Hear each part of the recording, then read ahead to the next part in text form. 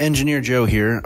Just letting you know that the first couple seconds of this episode got cut off due to technical difficulty. My bad. But it's going to start with Marion introducing herself, and it's all good from there. Enjoy.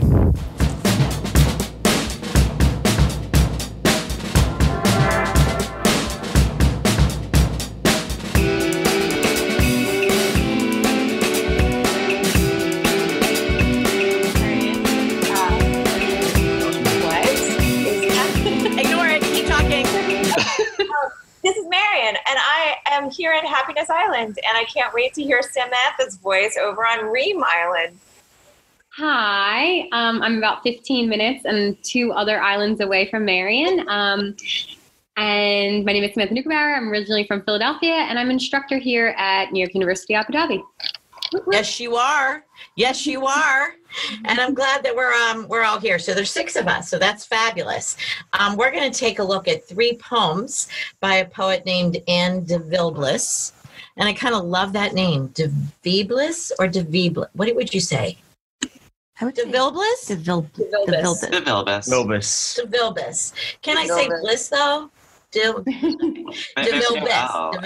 Anne Devilbiss. Thank you, Anne, for letting me butcher your name for a second there.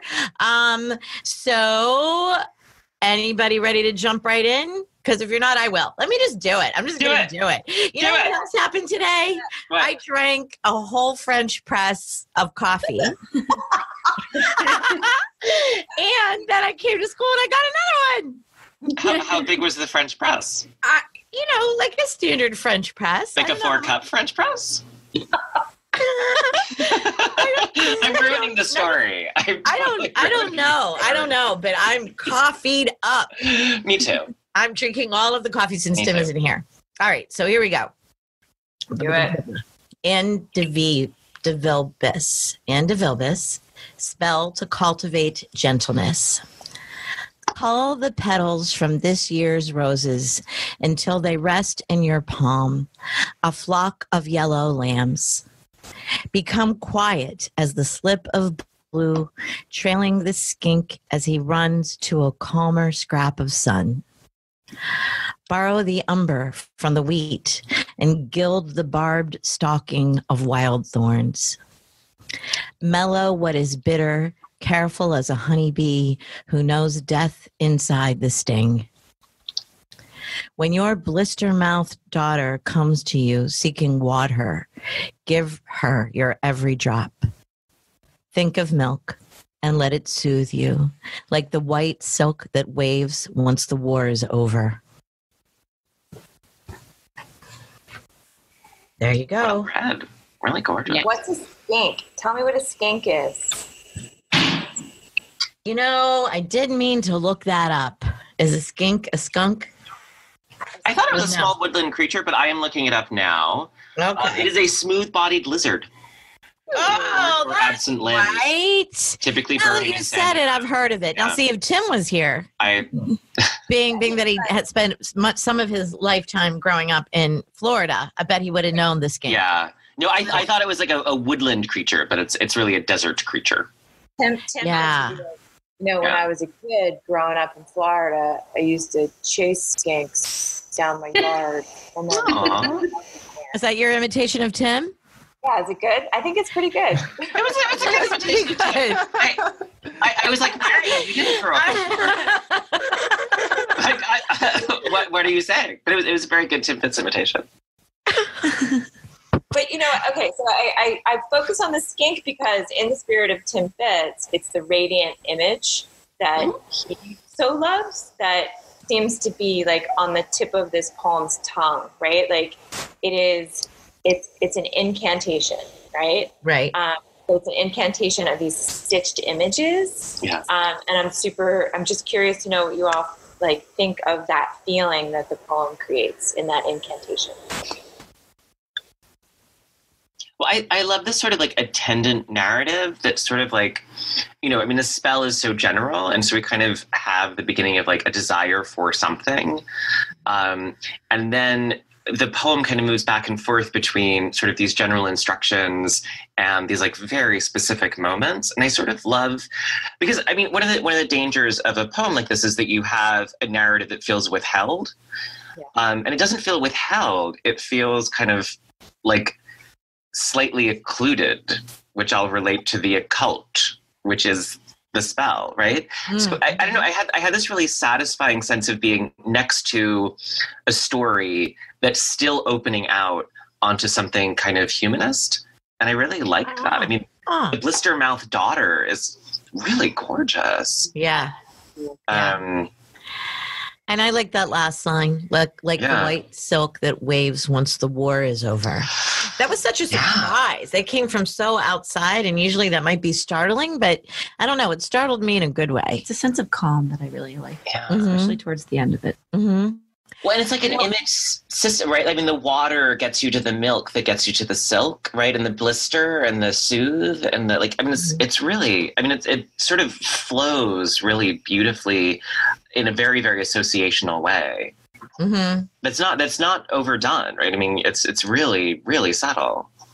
So, and that's why I want to go back to the skink, if you don't mind, right? Please do. So the pleasure of that first stanza, cull the petals, like that's just lovely in the mouth, right? From this year's roses until they rest in your palm, a flock of yellow lambs. And that's a pleasure on the page to see the way palm and lambs match up, right? And then become quiet as the slip of blue, trailing the skink as he runs to a calmer scrap of sun. I don't think I've ever heard a better description of a shadow in my life.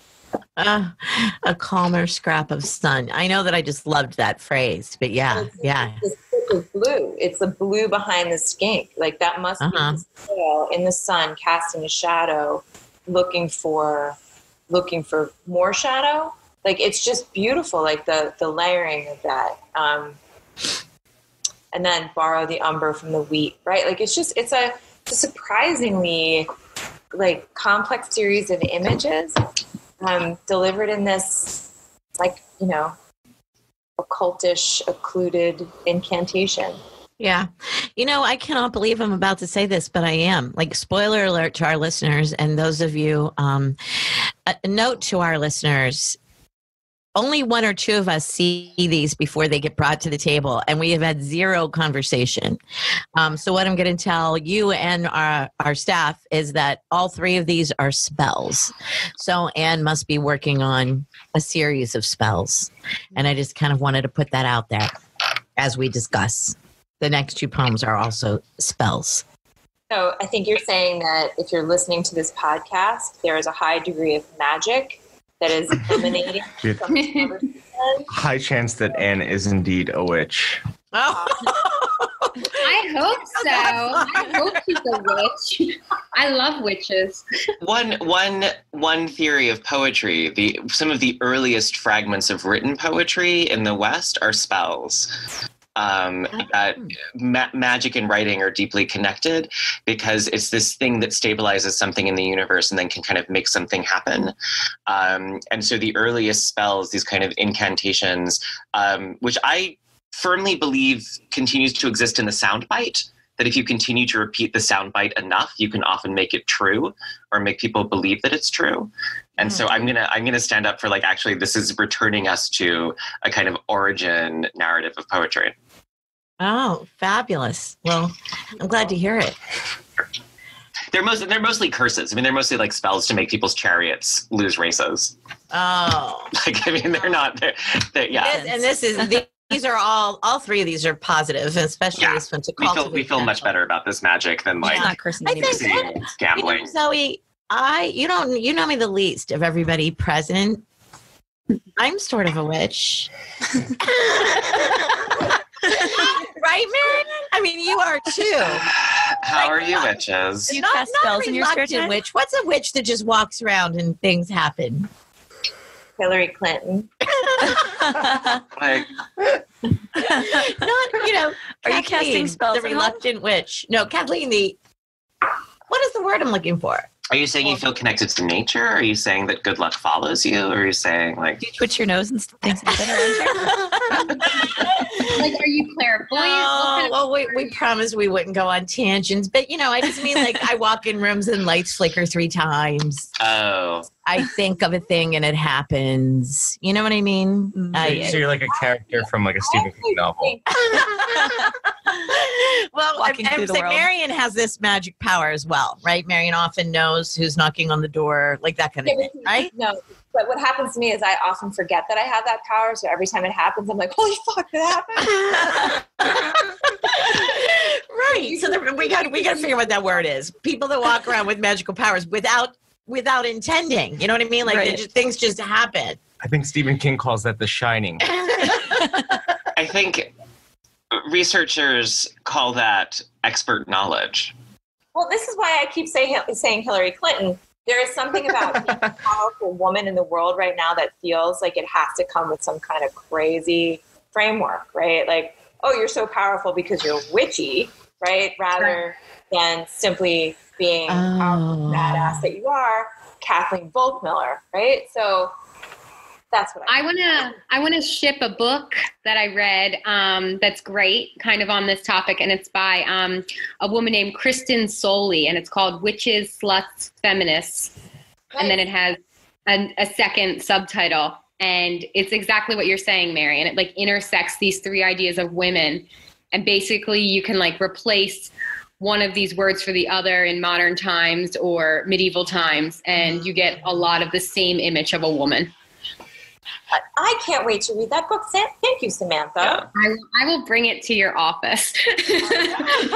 And then, Marion, you bring it to Portland. I am so and then Kathleen, keep working on that essay about Bewitched, because I know you've been thinking about that. Wait, essay about what? Baby, get up on your mic again. Bewitched. Do you remember the essay you were thinking about? Oh, yeah. That's true. These times would be good times for that piece. But let's get back to Anne. Let's get back to Anne. Just to say that she, too, is bewitching us with her spells. How's that for a segue? Well, I think that part of the reason that we're going off on a tangent is because it's kind of returning us to ourselves. That like what happens in the poem brings us back into our own lives in like a really satisfying way. Wow. Definitely. I told you were the resident smarty pants. Something else I really like about this poem is, though it's a series of images, it could in one way like read as like one spell. Like there's one situation, like maybe with the daughter, and there's this one spell, or it's like this almost like cultivation of like a way of gentleness, like for the long term. So I like this idea, like, is it like a short-term spell or a long-term spell? And I feel like you can read it either way. Yeah, I think we should vote. Immediate, and then the spell for the long term. Did you just say vote? We should totally. Yeah, I think we should vote. Yeah, because we do have 2 more by Anne. 2 more. Yeah. All right. So let's do it. Let's do it to it. You guys ready? Yeah. Ready? 1, 2, 3, vote. Okay, holding her breath, and it's in. And guess what else? It's unanimous. Woo! Thank you, man. We love when that happens. All right. Who's going to read Spell to Begin Again? I want to hear Ali's voice. Oh, right. That's true. Thank you, Marianne, especially because we're going to lose him so soon. I'm in denial. Get up on that mic, Ollie. Get in there. Okay. Spell to begin again.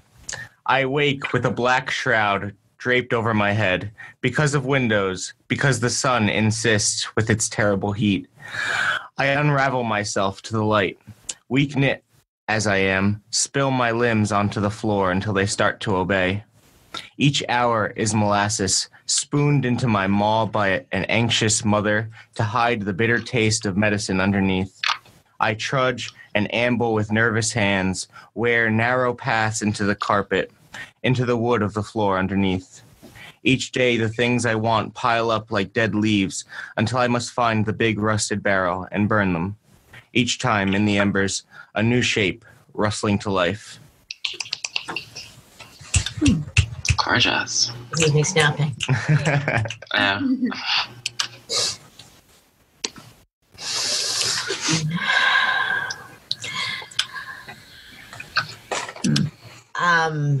I love that final image.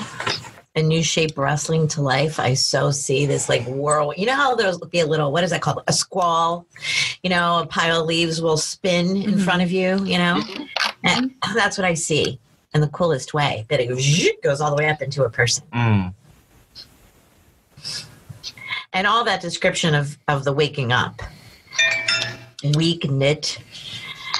My limbs spill onto the floor. She really has beautiful descriptions in her spells. Oh, that is a beautiful way of teaching me about the mystery of descriptions, right? That a description is a spell, isn't it? Right? Like the careful way in which we describe a physical attribute or the natural world or whatever it is we're looking at is in fact a flippin' magic spell. Thank you. Her descriptions are beautiful. These are little spells.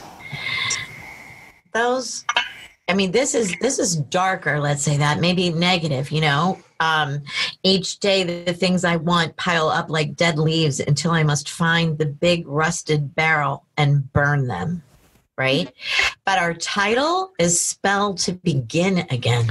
It makes you think of like anxiety or depression, right? Or something like that. Yeah. It's just you're piling up the things that you want to do in your head until you give up and then you burn them. Yeah. Really So, nice. but you need to purge them to move forward, right? To begin again. I love that that's the title, even though what we see is kind of dark.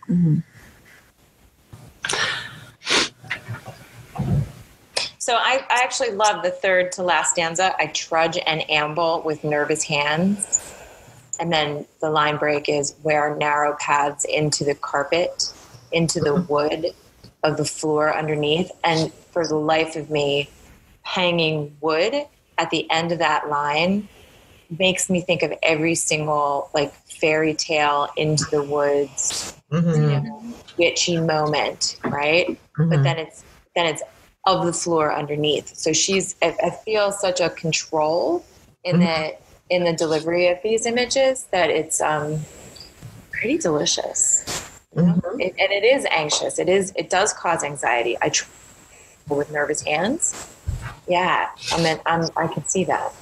Yeah, I'm feeling the fairy tale thing for sure too, because we have the mother again, and that, you know, that very magical image at the end. You know, there's always a mom, right? Or a dead mom, right? There's mom figures in one way or another. Yeah.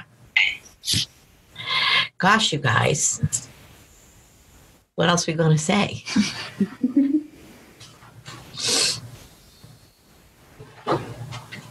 I think we're all spellbound.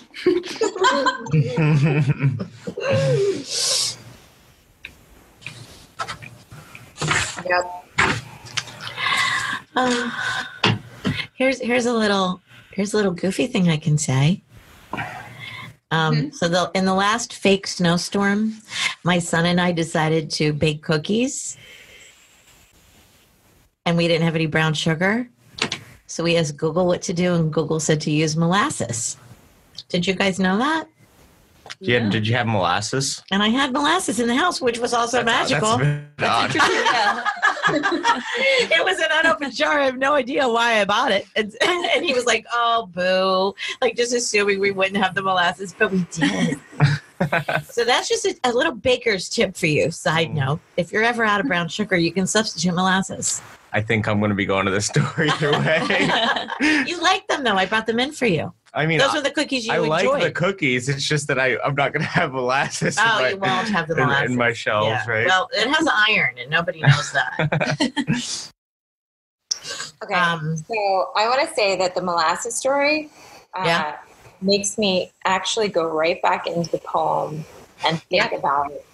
That was my intention. Thank you. The way, well, okay, so you're cookie story is actually about hope, right? Like you can still make cookies if you don't have all the ingredients. And the spell to begin again isn't like, some, loopy Hallmark, wishing you all kinds of joy. It's actually it's in the moment of the ache. It's in the black shroud. It's in the terrible heat, right? It's the anxious mother trying to hide the bitter taste, right? It's the tragic preamble. And then it's the burning leaves where there's a resurrection, right? So the way she pulls her punches on beginning again is fucking brilliant. Right? Like she resists cliche and she resists like easy optimism here. And yet it is forward looking. And that shit's cool. Yeah. Yeah. All right, let's vote. Nah, okay. Okay, let's do it. 1, 2, 3, vote.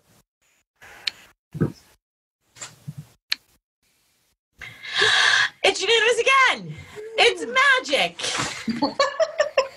That is really why I told the molasses story, because that was magic. I told when I brought the cookies into the crew, the whole office was filled with the interns, and I was like, kids, this happened. And then I gave them all cookies, and that was kind of magical too. It was one of those fake snowstorms. Like, here's the reality. I could have driven to the store and bought brown sugar, but we were pretending it was bad. You guys? Hello? Yeah. Hello? Hello?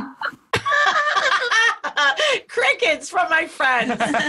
Crickets from the staff. Oh, well, they're just pissed because they didn't get the cookies. That's what I think. That's right. All right. Jason, do you have to go? Oh, I think we lost him. He's there. He's muted. Sorry, guys. Yes, I love you, and I'm heading out. I love you, listeners. I love you, Kathy. I love you, Jason. We'll try not to talk about you too much. Yeah. Okay. Bye. Bye, Jason. Bye, Jason. Have a great whatever you're having. Thanks. All right, let's talk about Jason.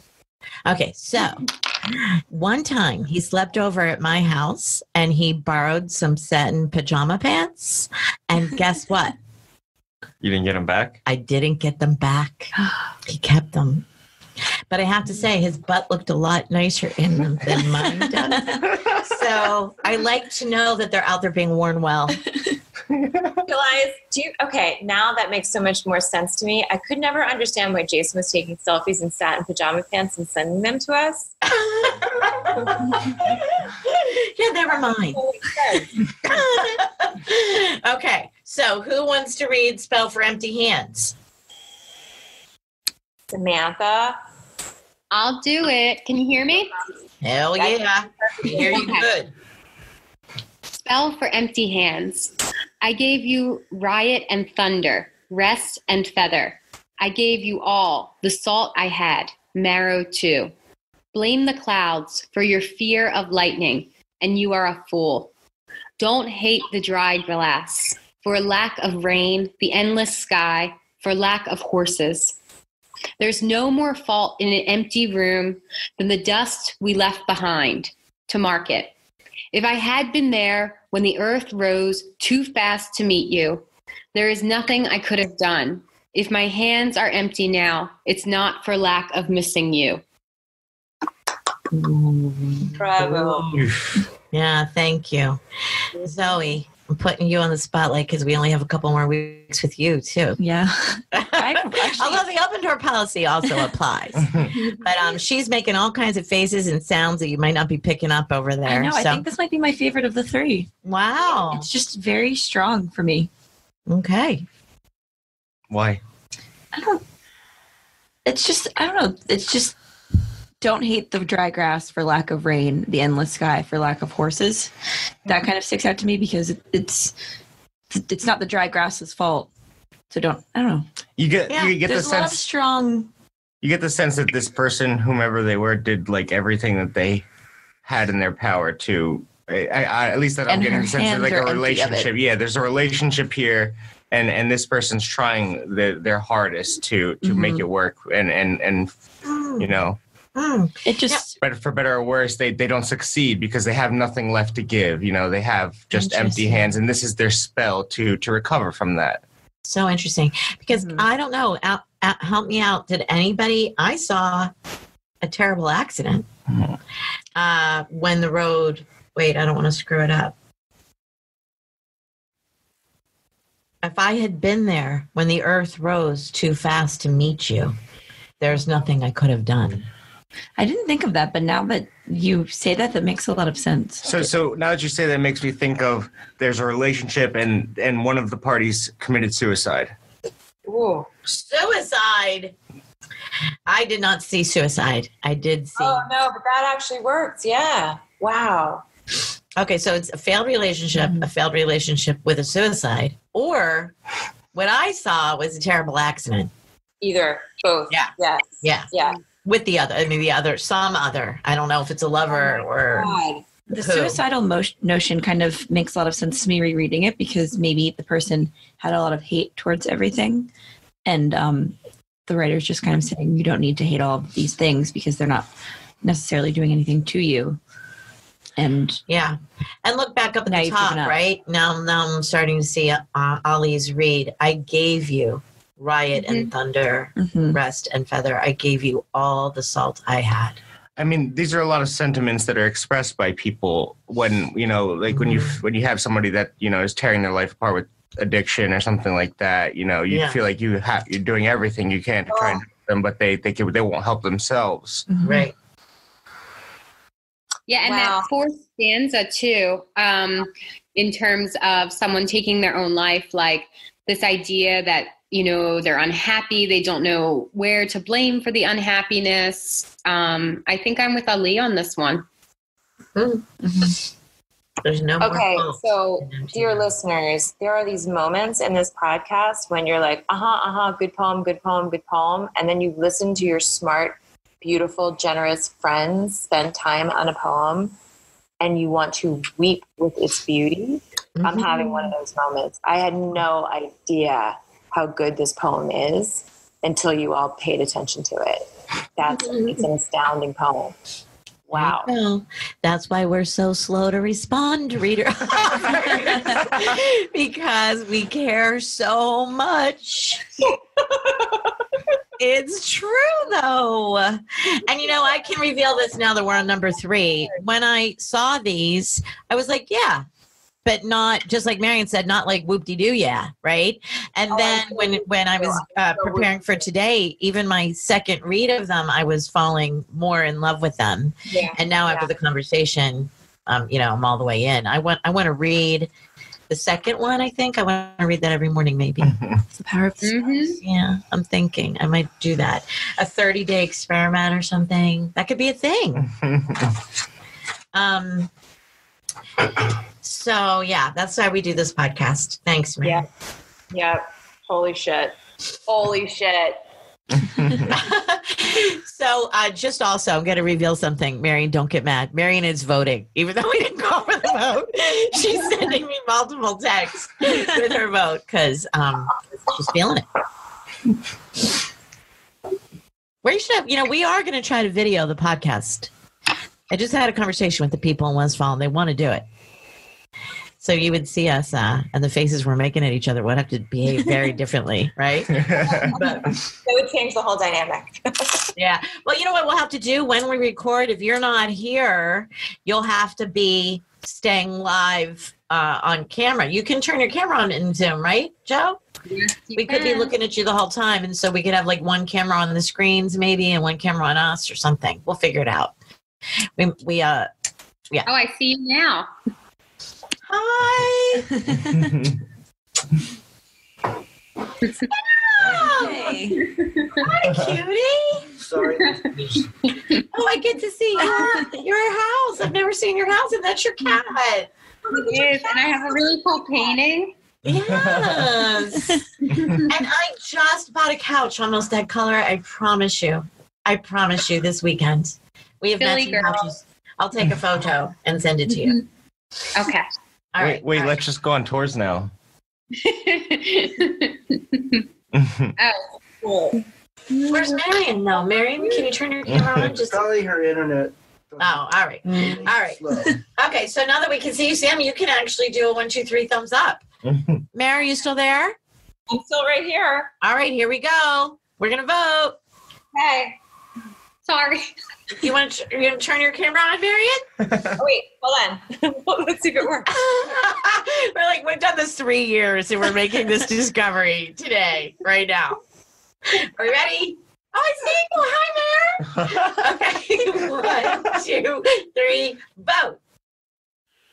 Woo! 3 for 3, of course, because 3 is a magical number. I'll bet even Anne, as she listens, would not hold her breath about how this vote was going to go. Well, perhaps it was a spell for PBQ. It might have been. Oh, Joe, can you make that happen again so Zoe can take a picture of the screen of them looking? Because I love that with the sound thing and all that. And Joe, can you do the whole thing? Yep. All right. So, wow, what an amazing trio of poems. Thank you so much, Anne Devilbiss, and everybody who was here and talking about them. And I'm so grateful for you guys and for the authors and for the podcast. It's super fun, isn't it? Mm-hmm. I love it. I love it. So, hi. All right. So, Zoe, did you get a shot? Yeah, I got a lot of them. All right. So, anybody have anything else they want to say or do? Samantha might have read more poems. Samantha might have some news about, I don't know, something she might have written with one of our PBQ editors. Yes. What's happening? So another PBQ editor here, a poet, Amna Al-Harmoudi, and I co-wrote a short story called Transit, and it won 2nd place in the country's Creativity Award that is awarded to literature every 4 years. Wow. Wow. Congratulations. Next week. Yes. That's really exciting. Mm-hmm. Amazing. Joe, pop champagne sound or something? Let's get the air horns going. Air horns. We have nothing on hand. That's pretty good. All right. Thank you. Well, we'll have to do links and stuff like that. You want to write up a little blurb? We'll put it on our newsfeed and all that stuff. Do some social media. Yeah, definitely. I would love that. Yes. Yeah. Awesome. A lot of PBQ love.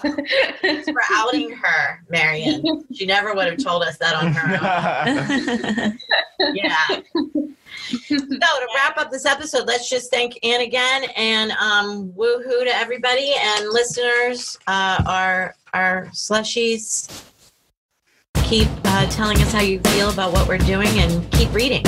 All right. Woo-hoo.